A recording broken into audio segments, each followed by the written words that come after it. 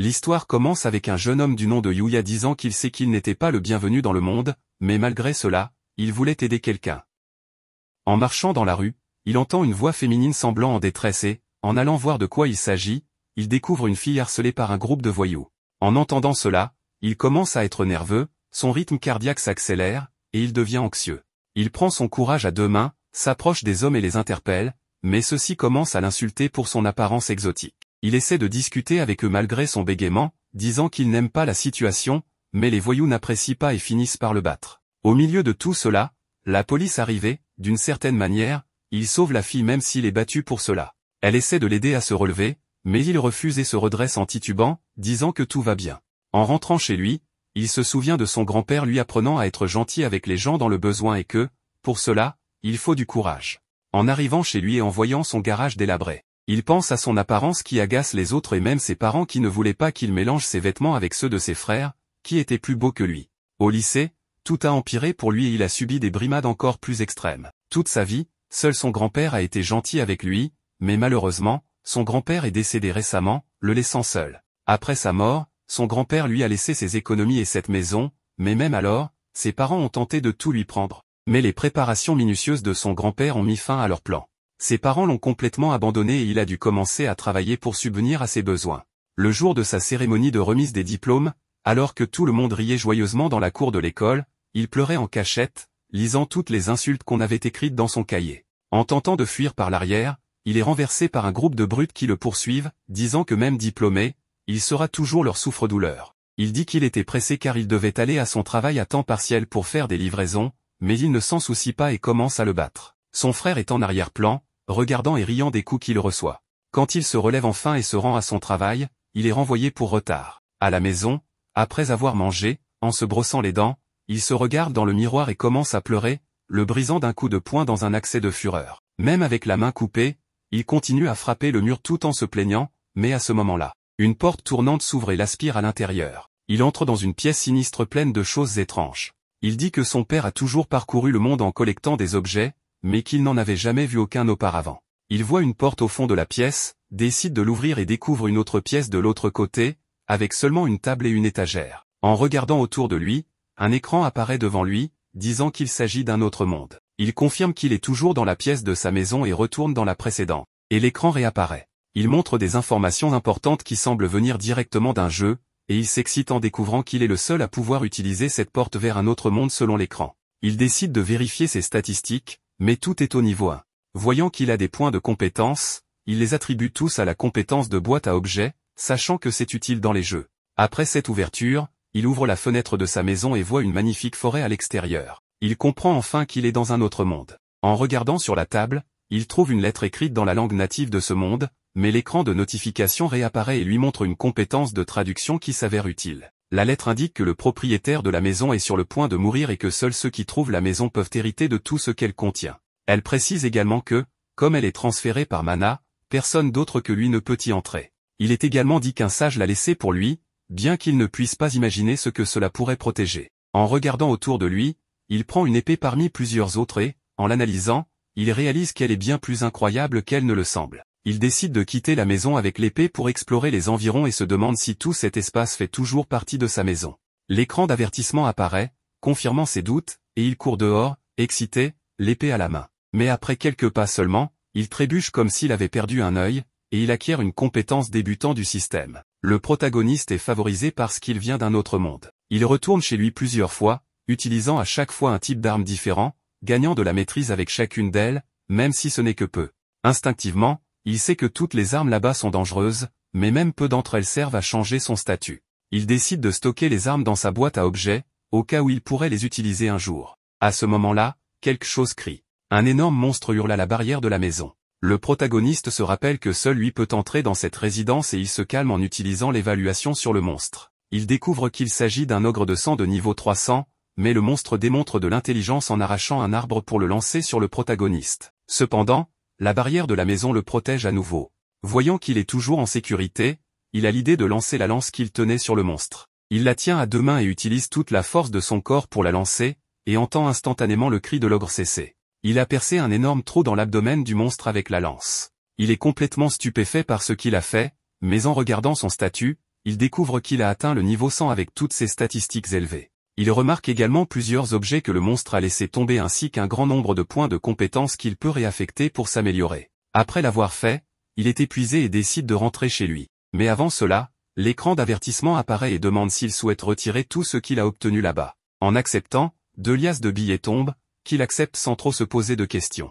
Pendant la nuit, son corps subit une mutation et il hurle de douleur. Le lendemain, on voit un changement radical, quelqu'un se réveille. Il regarde son abdomen et est confus, mais en se touchant, il ne réalise pas tout de suite ce qui s'est passé. Son miroir étant brisé, cela l'empêche de voir son nouveau visage. Il remarque qu'il n'a rien à se mettre et décide de prendre les vêtements que le sage avait laissés pour lui. Dans l'autre monde, sans se rendre compte qu'il est littéralement devenu une autre personne, il remarque que son champ de vision est légèrement plus élevé. Il continue à vaquer à ses occupations et à s'occuper du jardin de la maison.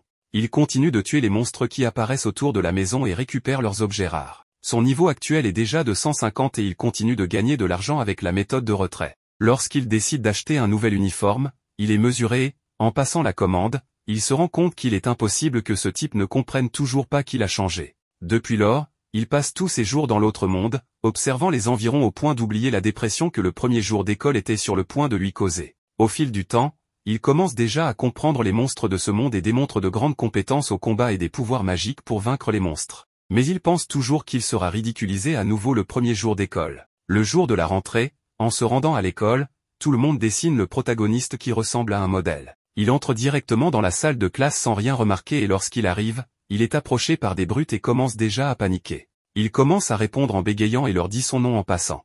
Mais en disant cela, tout le monde est complètement stupéfait. Et ni les brutes ni leurs frères qui les observaient à la porte ne le croient. Au moment de la pause, il se précipite aux toilettes comme d'habitude, mais en arrivant là-bas, il se regarde dans le miroir et est choqué de voir à quel point il a changé. Cela ne peut être qu'une blague. En sortant, il est plaqué contre le mur par ses frères et leur bande, qui lui demandent ce qu'il a fait. Il ressent du ressentiment et humilie le protagoniste en disant qu'il est quelqu'un sans avenir qui ne pourra jamais les surpasser. Mais une voiture de luxe s'arrête à côté d'eux et une belle fille en descend, qui connaissait le nom du protagoniste et l'appelle. Il se demande qui elle est et elle lui rappelle comment il l'a sauvée. Yuya se demande alors comment elle connaît son nom. Elle admet qu'elle s'est renseignée sur lui parce qu'elle voulait le remercier et elle se présente comme Kaori. Elle lui demande s'il aimerait rejoindre l'académie Yosei, que Yuya reconnaît comme une école pour les super-élites. On apprend que Kaori est membre du conseil des élèves et que son père est le président de l'académie. Il est flatté par l'offre mais pense qu'il n'est pas assez intelligent pour rejoindre une telle académie. Son frère interrompt en demandant à rejoindre l'académie, affirmant qu'ils sont supérieurs à Yuya tant sur le plan académique que sportif, mais Kaori refuse parce qu'ils insultent Yuya, qui est leur héros. Elle révèle qu'elle s'est déjà renseignée sur eux et connaît tout leur comportement néfaste envers Yuya. Elle explique à Yuya que leur académie met l'accent sur la personnalité plutôt que sur les seules compétences académiques, donc il n'y aurait aucun problème pour lui de s'inscrire. Son assistante propose de lui montrer l'académie, alors elle l'entraîne avec elle et ils partent tandis que ses frères et sœurs n'en croient pas leurs yeux. Ils arrivent à l'académie, une école célèbre remplie d'étudiants brillants. Ils rencontrent le président, Tsukasa, qui le remercie d'avoir sauvé sa fille. Yuya dit que ce n'était pas grand-chose, mais Kaori répond qu'il a été le seul à l'aider. Tsukasa l'invite à rejoindre l'école et propose même de payer ses frais de scolarité pour le remercier d'avoir aidé sa fille. Yuya est hésitant, pensant qu'il ne s'intégrera pas car seuls les génies sont normalement acceptés. Tsukasa explique que les génies sont simplement des personnes normales qui ont trouvé la meilleure façon de travailler dur et de gagner du temps, mais Yuya pense qu'ils sont dotés de talents innés. Tsukasa lui dit que tout le monde a ses propres talents et qu'à travers des défis et en s'amusant, il finira par découvrir quels sont les siens, ajoutant qu'il est encore jeune. Il suggère à Yuya d'essayer l'école pendant une journée. Une enseignante nommée Sawada entre et Tsukasa la présente comme une scientifique renommée, mais ses cours sont populaires et faciles à comprendre. Yuya se prépare pour son premier cours et s'inquiète d'être dépassé, mais il pense que les choses ne peuvent pas être pires que dans son école normale. Il est appelé et se présente, mais tous les élèves semblent stupéfaits. Il s'inquiète de ce qu'ils pensent de lui, mais en réalité, ils sont tous surpris par sa beauté. Il s'assoit au fond de la classe et partage un livre avec la fille à côté de lui, qui est un peu froide envers lui, ce qui le fait craindre qu'elle ne l'aime déjà pas. Kaori se demande si Yuya s'intégrera dans sa classe. Au fur et à mesure que le cours avance, Yuya trouve que la classe est plutôt normale, sauf que les élèves sont beaucoup plus actifs et engagés. Pendant la pause, un groupe d'élèves essaie de faire connaissance avec lui posant des questions comme s'il est une idole et s'il a une petite amie. Un élève nommé Ryo les arrête et emmène Yuya à la cafétéria pour déjeuner. Yuya est émerveillé en voyant le menu et apprend que tout est gratuit, ce qui lui donne l'impression de vivre un rêve. Il s'assoit avec un autre élève nommé Shingo et commence à parler d'anime. Yuya est surpris de voir qu'ils sont comme lui. En mangeant, Il remarque que tout le monde le regarde et pense que c'est parce qu'il porte un uniforme différent. Shingo lui demande s'il fait partie d'un club, mais Yuya répond qu'il n'en fait pas partie. Ryo n'est également dans aucun club, mais c'est parce qu'il est bon dans tous les sports et a du mal à en choisir un seul. Shingo révèle qu'il fait partie du club de jeux vidéo et Yuya est surpris qu'il soit autorisé à avoir des consoles à l'école, mais Shingo lui explique que c'est autorisé tant qu'il ne joue pas pendant les cours. En discutant de jeux vidéo, Yuya devient plus à l'aise avec eux. À la fin de la journée, il rencontre Tsukasa et admet qu'il a passé un bon moment, étant surtout impressionné par le fait que tous les élèves semblaient s'amuser et qu'ils le traitaient comme un égal. Tsukasa lui demande s'il aimerait continuer à l'école, mais Yuya est encore hésitant. Tsukasa lui dit que sa valeur ne peut être décidée que par lui-même. Après réflexion, Yuya décide qu'il veut rejoindre l'école. En sortant de la pièce, il rencontre Kaori qui se demande s'il va rejoindre l'école. Il lui fait part de sa décision et elle est ravie qu'il ait décidé de rester. Elle l'invitait à la rejoindre après l'école et ils visitent quelques magasins dans une zone populaire. Yuya se demande si c'est là qu'elle traîne habituellement avec ses amis. Mais elle lui révèle qu'elle ne sort pas souvent parce que les gens semblent hésiter à cause de sa famille et de son père. Elle ajoute cependant qu'il est différent des autres. Yuya devient nerveux, alors il propose de vérifier la boutique de crêpes. En regardant les prix, il est content d'avoir pu encaisser de l'argent provenant de l'autre monde. En dégustant les crêpes, il passe un bon moment et Yuya veut essayer d'autres saveurs, mais il se demande soudain si manger trop pourrait le faire revenir à sa forme originale. Il demande à Kaori comment elle l'a reconnu alors qu'il a tellement changé, mais elle lui dit que bien qu'il soit un peu plus mince, elle l'a reconnu grâce à ses yeux, qui sont restés les mêmes. Elle lui propose de goûter à sa crêpe puisqu'il voulait essayer d'autres saveurs, alors il en prend une bouchée, mais se sent un peu embarrassé. Elle réalise soudainement ce qu'il ressent, mais il lui offre aussi de goûter la sienne. Elle accepte nerveusement et prend une bouchée, tandis que des filles les regardent en pensant qu'ils sont très mignons ensemble. Plus tard dans la soirée, Yuya décide de retourner dans l'autre monde. Enfilant une armure complète, il affronte les monstres qui apparaissent. Bien qu'il ait encore peur, il les abat et voit qu'il a atteint le niveau 235, mais réalise que sa vitesse de progression a considérablement ralenti. Il pense alors à quitter sa maison pour trouver des monstres plus puissants à combattre. En pensant à son temps passé à l'académie, Yuya veut relever un nouveau défi, mais en sortant de chez lui, il entend soudainement un cri. Il sort sa lance et se précipite vers le cri. Il trouve plusieurs soldats brutalement tués et remarque un monstre, un général gobelin de niveau 200. Yuya peut dire qu'il est dangereux, mais il voit une fille derrière lui. Il lance sa lance, mais le gobelin la dévie. Cependant, à ce moment-là, Yuya lui assène un coup de pied et le gobelin est vaincu. Il se tourne vers la fille, mais elle lui crie qu'il y a un autre gobelin derrière lui. Yuya est projeté au loin et constate que ce gobelin est à la fois plus fort et plus rapide que lui. Cependant, Yuya ne se laisse pas abattre, pensant qu'il a d'autres forces. Il utilise sa lance pour sauter par-dessus le gobelin, puis change d'arme pour son arc et lance une volée de flèches. Ensuite, il passe à nouveau à son épée et tranche le gobelin en deux. Il vérifie l'état de la fille, se demandant qui sont les autres humains dans ce monde, mais elle finit par s'évanouir. Il entend des hommes approcher, alors il utilise une compétence d'invisibilité pour les éviter. Des chevaliers viennent chercher la fille et on apprend qu'elle est une princesse nommée Lexia. De retour chez lui, Yuya pense à la rencontre, se demandant si la fille allait bien, mais comme des chevaliers sont apparus pour l'aider, il pense qu'elle devrait être en sécurité. En regardant sa chemise, il pense qu'il devrait essayer d'acheter de nouveaux vêtements puisqu'il a gagné de l'argent grâce à l'autre monde. Nous le voyons au centre commercial et les gens le regardent en pensant qu'il doit être un acteur ou un mannequin. Sa chemise est enchantée pour rester propre, mais il pense qu'il devrait acheter d'autres vêtements pour ne pas toujours avoir le même look. Pendant ce temps, nous voyons un réalisateur crier sur un autre homme. Cet homme est le manager d'un mannequin nommé Sho, mais Sho n'est pas venu pour leur séance photo. Le manager reçoit un appel de Sho et apprend qu'il est en route, mais le réalisateur se met en colère parce que Sho ne respecte pas le temps de tout le monde qui est déjà prêt pour la séance, en particulier Miu, leur autre mannequin, qui attend depuis ce matin. Le thème de la séance photo est axé sur le fait d'être en couple, donc il est impossible de la réaliser sans lui. Le réalisateur réfléchit à ce qu'il devrait faire et, comme tout le monde attend pour commencer, il décide de chercher un remplaçant dans le centre commercial. Alors que Yuya fait du shopping, il est submergé par le nombre de choix. Il est abordé par des filles et il s'inquiète que ce soit une tactique de vente. Elles veulent en savoir plus sur lui et lui offrent même de l'aider à faire ses courses. Il ne veut pas qu'elles se sentent mal, alors il les refuse aussi poliment que possible. Les filles sont stupéfaites et commencent à s'exciter à son sujet, mais Yuya se demande s'il a bien géré la situation. Le réalisateur a du mal à trouver un remplaçant, mais dit à son assistant qu'ils ne peuvent pas abandonner. Il passe devant Yuya et le réalisateur pense instantanément qu'il est celui qu'il cherche. Yuya est abordé et le réalisateur lui explique leur situation. Yuya est nerveux à l'idée de le faire, mais il pense à toutes les personnes qui comptent sur lui et finit par accepter d'être leur mannequin. Il joue le rôle du petit ami pour leur séance photo, prenant des photos dans différentes tenues et positions.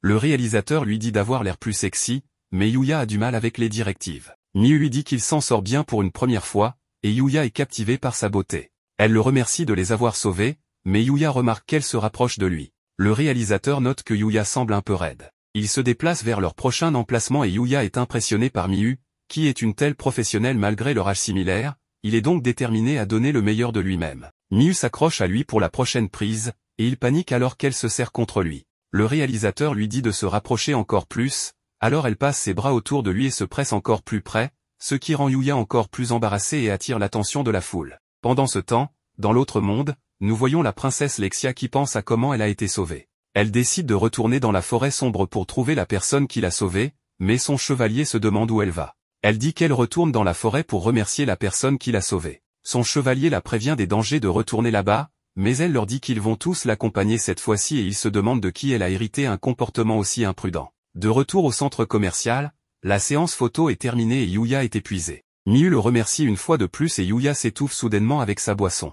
Miu lui offre son mouchoir, mais Yuya s'inquiète parce qu'il transpire, mais il ne peut pas utiliser sa manche non plus parce que les vêtements ne sont pas les siens. Yuya réfléchit à son expérience de mannequinat et pense que Miu est incroyable, mais Miu dit qu'elle s'y est simplement habituée, mentionnant comment elle faisait beaucoup d'erreurs quand elle était encore nouvelle. Il pense que c'est la première fois qu'il porte des vêtements aussi à la mode parce qu'il n'a jamais eu l'occasion dans le passé. Il se demande pourquoi elle a commencé à faire du mannequinat et elle dit qu'elle voulait juste être remarquée parce que ses parents étaient toujours trop occupés pour passer du temps avec elle, et puis après avoir commencé à avoir des fans, elle a continué parce qu'elle avait des gens qui l'encourageaient et elle aimait pouvoir apporter du bonheur aux personnes qui la voyaient. Elle lui dit qu'il peut aussi le faire, disant qu'il devrait prendre son temps et lui rappelle de simplement profiter de tous les moments en chemin. Pendant qu'ils discutent, le réalisateur prend un tas de photos candides d'eux, mais à ce moment-là, Sho apparaît soudainement et la foule est excitée de le voir. Il s'approche de Miu en disant qu'ils peuvent poursuivre leur séance photo. Il la pousse contre le mur, voulant lui demander de sortir boire un verre, mais Yuya voit qu'elle est mal à l'aise.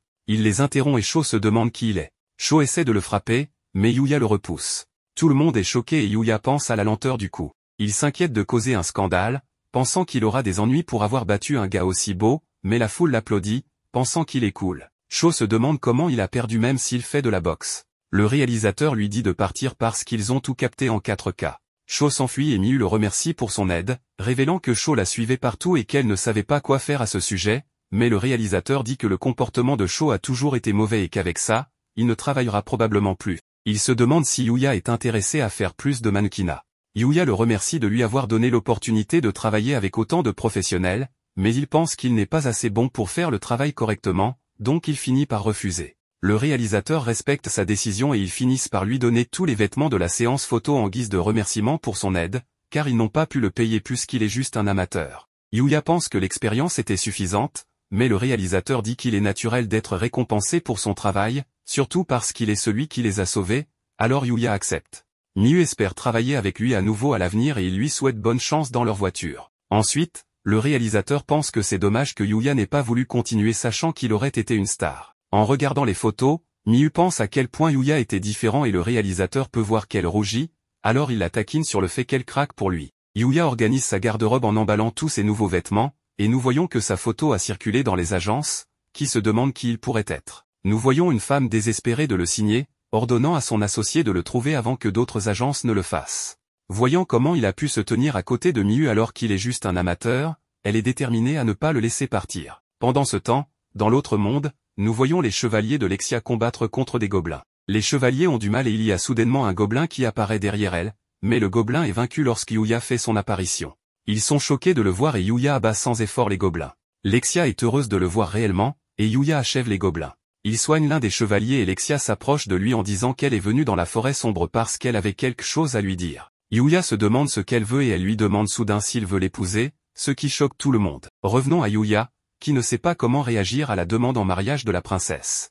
Un soldat demande à l'autre ce qui lui passe par la tête. Comment peut-elle lui proposer une telle chose alors qu'elle est une princesse? Même s'il lui a sauvé la vie, ils ne savent rien de lui. Mais la fille, énervée, leur dit que c'était le coup de foudre. Où est le problème? Même si elle est sa garde du corps, elle en a marre qu'on lui dise toujours quoi faire. Yuya les interrompt pour leur dire que s'il reste ici, il risque d'être attaqué à nouveau. Il leur propose donc de venir chez lui. Il leur explique qu'il vit dans la forêt. Une fois arrivé, les soldats n'en reviennent pas qu'il ait une maison dans la région obscure. Yuya leur offre du thé, mais avant tout, ils veulent se présenter. Le soldat se nomme Owen et est le capitaine des chevaliers du royaume d'Arcelia, tandis qu'elle est Lexia, la princesse héritière. Yuya est choquée qu'elle soit vraiment une princesse, et Owen lui explique qu'en termes de succession, elle est la seconde héritière du trône. Yuya, paniqué, leur demande s'il risque quelque chose pour leur avoir parlé de cette façon. Mais il le rassure, ce n'est pas une visite officielle. Le plus important, c'est qu'il lui a sauvé la vie. Il se présente, il s'appelle Yuya Tanjo. Cela surprend, car ce nom n'est pas courant dans le royaume. Owen et Lexia se demandent alors d'où il peut bien venir. Lexia espère qu'il est un prince d'un autre pays, tandis qu'Owen craint qu'il soit un espion. Lexia s'excuse de ne pas lui avoir dit plus tôt qu'elle le cherchait. Elle avait simplement raconté que quelqu'un l'avait sauvé dans la région obscure, et ils sont venus pour qu'elle puisse le remercier en personne. Elle lui demande pardon de ne pas l'avoir remercié sur le moment, car elle avait perdu connaissance. Yuya lui répond que ce n'est rien. Lexia est heureuse de le revoir. Elle lui avoue que depuis qu'il l'a sauvée, elle ne parvient plus à calmer son cœur. C'est la première fois qu'elle ressent cela. C'est pour ça qu'elle lui a redemandé de l'épouser. Yuya est surpris que ce soit sa façon de remercier, et lui dit que se marier, c'est un peu précipité. Lexia comprend de travers, pensant qu'il veut commencer lentement. Alors, pourquoi ne pas commencer par devenir amis? Yuya, qui n'a jamais eu beaucoup d'amis, accepte sa proposition. Ensuite, Owen lui dit que comme la princesse l'a remercié, ils peuvent passer au sujet suivant. Le roi souhaite le remercier personnellement et exige qu'il vienne à une audience au palais royal. Yuya a des doutes, mais comme c'est un ordre royal, il n'a pas le choix. Il accepte. Owen lui explique qu'il faudra compter 5 jours de voyage, mais Yuya lui demande de patienter un peu plus. Owen accepte. Avant de partir en carrosse, Lexia lui dit de se préparer, car la prochaine fois qu'ils se verront, elle lui volera son cœur. Ailleurs, un homme est furieux contre son serviteur. Celui-ci lui annonce que les assassins envoyés contre Lexia ont bien réussi à la séparer de ses chevaliers, mais qu'ils ont été tués par des monstres dans la région obscure. Le chef demande alors comment Lexia est toujours en vie. Le serviteur ne sait pas répondre. Enragé, le chef le renvoie en jurant de se venger de Lexia. Il ne lui pardonnera jamais. Pendant ce temps, Yuya note dans son agenda la date de l'audience royale. Mais aujourd'hui, il doit aussi faire sa rentrée à l'Académie Yosei. Comme toujours, les gens le regardent dans la rue. À l'école, il parle avec le directeur, qui le félicite pour son admission.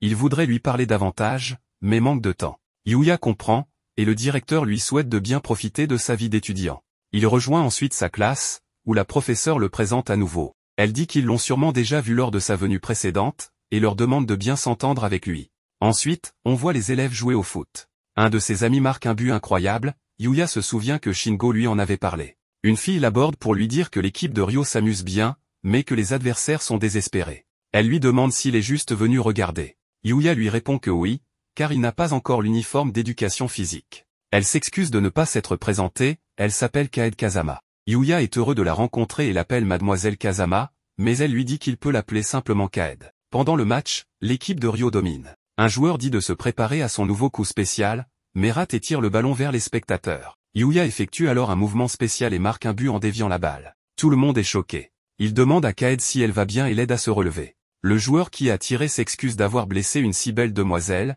mais Kaed le rassure, elle va bien. Il est tellement impressionné qu'il lui dit qu'il la servira jusqu'à la mort. Elle refuse poliment.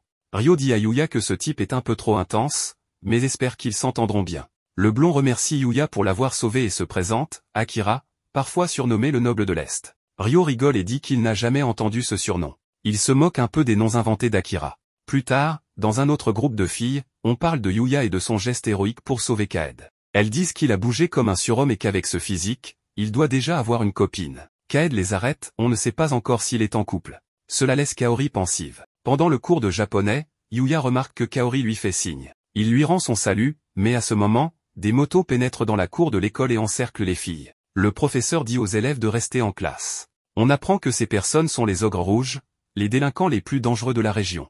Yuya voit que ses frères sont avec eux. Ces voyous reconnaissent Kaori, c'est la fille du directeur. Elle reconnaît aussi le frère de Yuya. Elle leur demande pourquoi ils font ça. Ils lui répondent qu'ils veulent se venger, car l'école a accepté Yuya mais pas eux. Leur faire du mal sera leur revanche.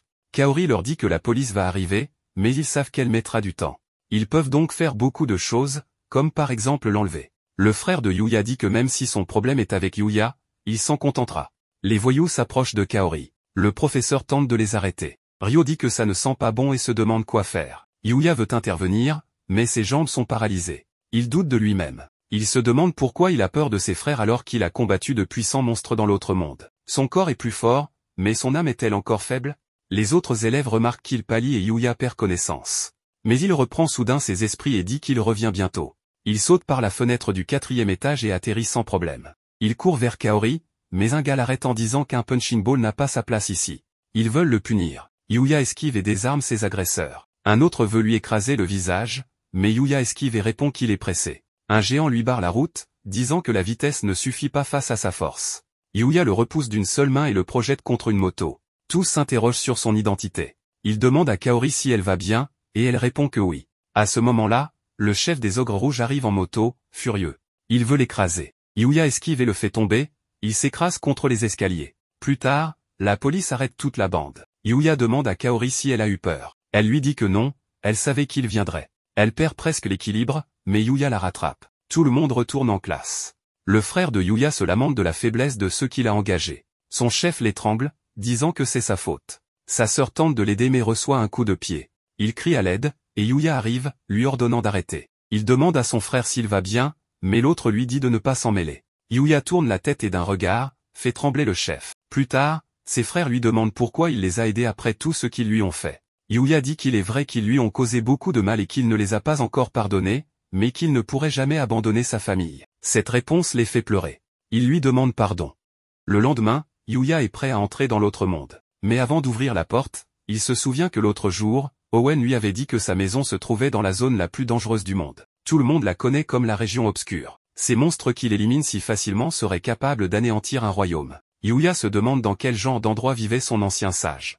Il croyait que plus il s'éloignait de la forêt, plus il rencontrerait d'ennemis puissants. La vérité, c'est qu'il combattait déjà les ennemis les plus forts du monde, et il s'en rend maintenant compte, bien que ce ne soit pas un endroit aussi terrible qu'on le disait. Il allait rentrer pour aujourd'hui, mais il entend un cri, une bête effrayée est attaquée par un orc. Il analyse la situation et découvre qu'il s'agit d'un roi orc avec 20 000 unités d'attaque. Il pense à fuir car il n'a pas encore le niveau pour le battre, mais quand il entend les cris de l'animal, il sait qu'il ne peut pas partir. Si sa grand-mère était là, elle ne l'aurait jamais abandonné. En plus, il veut sauver cette créature. Il lui balance d'abord une lance et court attaquer avec son épée, mais découvre que l'orc a déjà été transpercé. Cela le surprend, il ne pensait pas pouvoir le vaincre à un niveau inférieur. Il se souvient que son premier ennemi avait été vaincu de manière similaire quand il était niveau 1, alors tout cela est sûrement grâce à la lance de son ancien sage.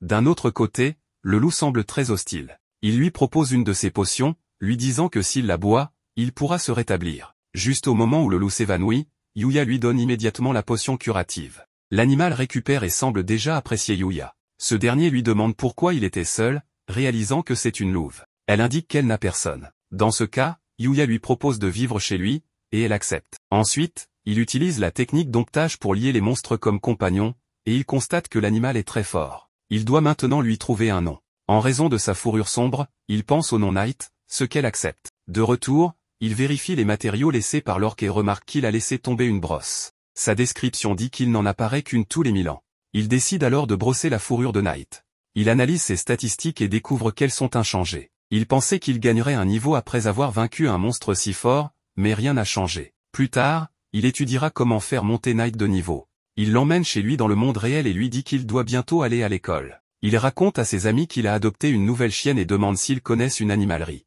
Kaed, tout excité, lui demande quel genre de chien c'est. Yuya lui dit qu'elle est trop proche, et elle s'excuse. Malheureusement, il n'a pas de photo à leur montrer puisqu'il n'a pas de téléphone portable, jusqu'à maintenant, il n'en a pas eu besoin. Revenant à sa question, ils lui disent que la seule animalerie est dans la zone commerciale près de l'académie. Il y a aussi un hôpital vétérinaire au cas où quelque chose arriverait. Malheureusement, ses amis sont occupés aujourd'hui et ne peuvent pas l'accompagner. Kaed se propose alors pour y aller ensemble puisqu'elle n'a pas d'activité de club aujourd'hui. Yuya accepte, même si Kaed voit cela comme un rendez-vous. Plus tard, il rentre chez lui et s'excuse auprès de sa nouvelle amie de l'avoir laissée seule. Elle devra s'y habituer. Il lui montre un sac avec tout ce qu'il a acheté pour elle. Une amie l'a aidé à les choisir dans l'animalerie, y compris une laisse. Il lui dit qu'elle devra porter cela autour du cou. Ce ne sera pas nécessaire à la maison, mais quand ils sortiront, elle devra porter le collier et la laisse.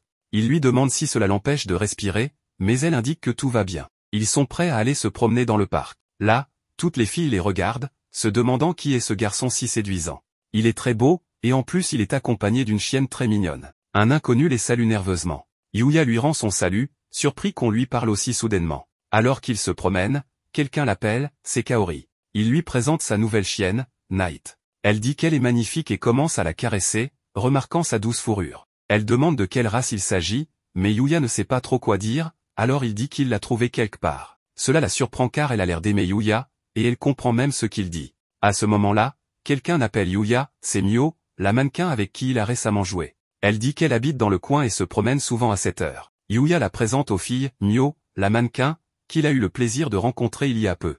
Il continue à se promener dans ce coin, ce qui le rend heureux. Peut-être qu'ils se reverront dans un futur proche. Mio les quitte ensuite, disant qu'ils attirent trop l'attention. Kaori demande à Yuya s'il sort avec cette fille. Il lui répond que non, il l'a juste accompagnée une fois, il ne lui arrive pas à la cheville. Kaori lui répond que ce n'est pas vrai, puis se détourne, gêné. À ce moment, quelqu'un crie au secours, un homme a volé son sac. Night part immédiatement à sa poursuite pendant que Yuya aide la femme, qui dit qu'elle va bien mais que son sac est perdu. Yuya la rassure et lui montre que Night a attrapé le voleur. Il demande à Kaori d'appeler la police, mais cela énerve le voleur, qui tente de la poignarder. Yuya l'arrête avec son bras et le neutralise avec une clé de bras. Tout le monde est impressionné. Kaori lui demande s'il va bien. Il répond que oui, et que Night a été d'une grande aide. Elle s'inquiétait un peu qu'il lui arrive quelque chose.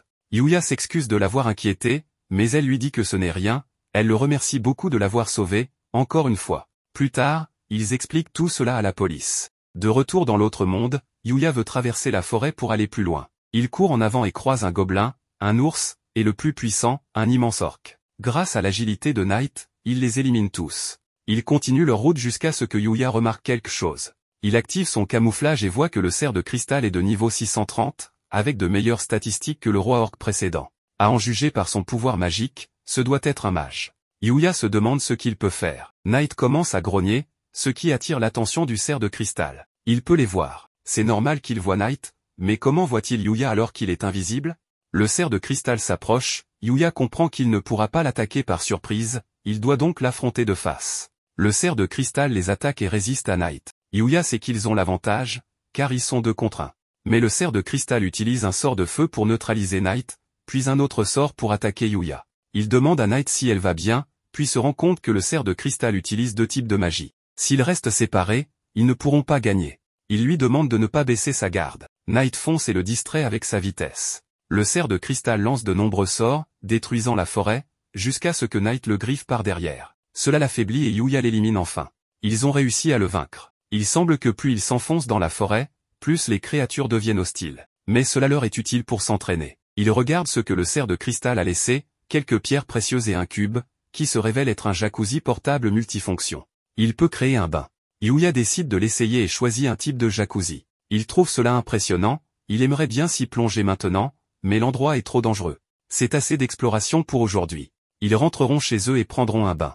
La nuit, on les voit se baigner ensemble. Yuya dit que pour les Japonais, le bain est sacré. Le lendemain, il retourne dans la forêt et affronte un puissant monstre qui roule comme une boule. Il est niveau 610, très rapide, mais doit sûrement avoir une faiblesse. Il devient plus lent après le début du combat. C'est le moment d'en finir. Ils doivent se concentrer. L'ennemi fonce.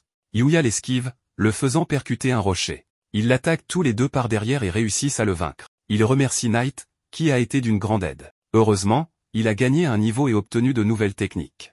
Night aussi, ses statistiques montent en fonction de celles de Yuya. Tout va bien, alors il continue à ce rythme. À ce moment-là, une mystérieuse grotte s'ouvre. Ils vont l'explorer. Yuya prévient Night de ne pas s'éloigner, car cet endroit pourrait être dangereux. Il utilise son radar, mais ne détecte aucune créature dans les environs. Ils avancent jusqu'à ce qu'ils voient des torches s'allumer seules. En arrivant, ils entendent Night aboyer. Ils s'approchent et trouvent un cadavre. À ses côtés, il y a un livre intitulé Le Livre du Sage. Yuya l'ouvre, stupéfait. Pendant ce temps, en ville, une personne rencontre une fille et lui demande d'éliminer quelqu'un. Elle répond que ses services ont un prix.